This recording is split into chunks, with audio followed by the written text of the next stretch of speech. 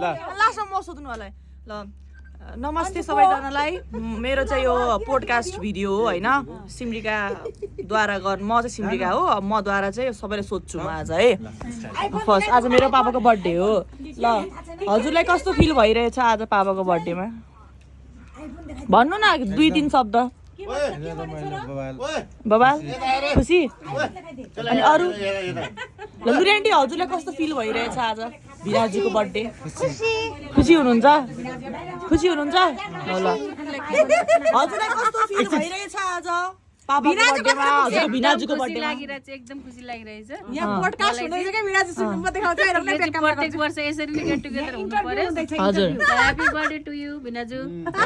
ल अब यता शान्ति दि मामु कस्तो फिल भइरहेछ ज्वाइँको बर्थडेमा एकदम रमाइलो हैन यस्तो बर्थडे कहिले पनि म मनाउन पाथेन यो चोटी फर्स्ट चोटी मनाउँदै छु हैन जोइ सबको अनि त्यही भएर एकदम म चाहिँ धेरै भरिपूर्ण खुसी एकदम इन्जोय गरिरहेको छु हैन ए नेटै देखेन रे लास्टै स्लो भयो रे अरु के भन्नु अब जोइ सबले राम्रो गिफ्ट पाउनु भयो हैन दरो गिफ्ट एकदम छोराको जियोस अब छोरालाई सानो बच्चादेखि यत्रो ठुलोसम्म बनाउँदाखेरि चाहिँ यति खुसी भएर हैन एउटा अब बाउलाई एउटा गिफ्ट दिनु भनेको धेरै ठुलो कुरा हो हैन अनि म चाहिँ धेरै खुसी भएँ त्यसमा छोराहरू छोरीहरू यस्तै हुनुपर्छ हैन सबैको एउटाको मात्र हैन सबैको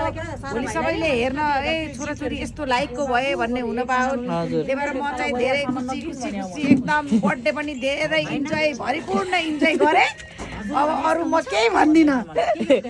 थ्यांक यू ल मामु हजुरलाई कस्तो फिल भइरहेछ आफ्नो हस्बेन्डको बर्थडेमा एकदमै रमाइलो खुसी जन्मेको 44-45 वर्षमा पहिलोचोटि बर्थडे मनाएको मेरो बुढोको हजुर साथीहरूले पनि सरप्राइज दियो मेरो साथीहरूले चाहिँ अचानक सरप्राइज दिएको भएर यति रमाइलो भयो त्यही भएर सबैजना सरप्राइज सरकारले आइदिए रमाइलो भयो यही नै हो ल अब हजुर बस्नु न मामा हजुरको इन्टरभ्यु लिन्छु म सागा मामा हैन ल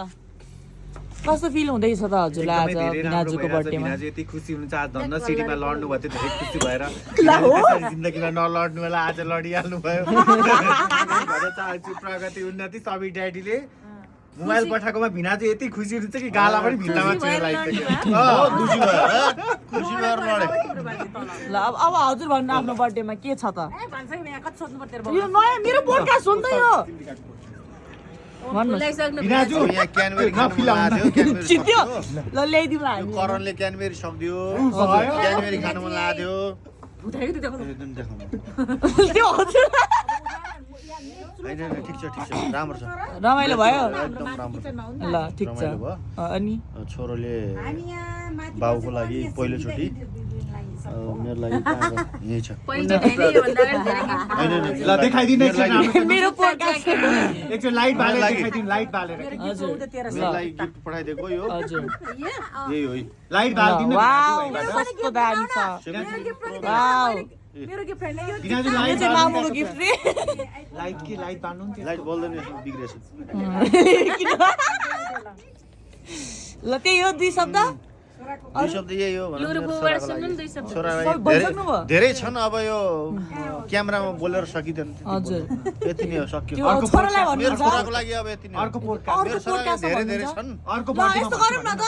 एउटा पोडकास्ट हजुर र मेरो पोडकास्ट बनाऊ त्यसमा चाहिँ हैन म क्वेशन सोध्छु हजुर भन्नु होला ओके ओके ल है पोडकास्टमा आएर मेरो हुन्छ ओके अब अरु को बाँकी भयो म बाँकी भयो मेरो पोडकास्टमा म भन्नु पर्दैन सोध्नु न मलाई ल तपाईलाई चाहिँ कस्तो लागिरहेछ आज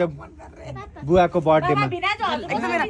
डिस्टर्बेन्स छ हेर्नु यहाँ हैन तर पनि म 2 शब्द भन्न चाहन्छु चुप लाएर बस्नु होला हैन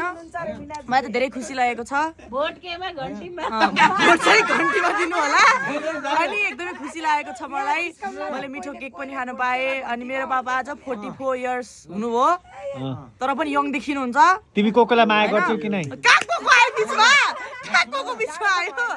छोरालाई आफ्नो बाबामा प्रति सधैँ यतिकै माया सधैँ भइरहेको सधैँ हजुर अस्तिको सानो घटनाबारे के भन्नु कुन घटना ए घटनाबारे मैले एकदमै राम्रो के रे मिठाई पनि खाएको थिएँ बाउको हातबाट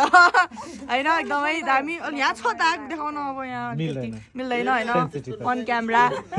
होइन तर पनि ठिक छ त्यो अब एउटा मायै हो होइन नबिग्रोस् भनेर होइन ल सबै फ्यानहरूलाई के भन्न चाहन्छु हजुर हजुर सबै फ्यानहरूलाई के भन्न चाहन्छु मेरो युट्युबको सब्सक्राइब गरिदिनु होला बेल आइकन घटक्क बजाउनु होला घटक्क टङ्ग बजाउनु होला अनि त्यसपछि भोट केमा घन्टीमा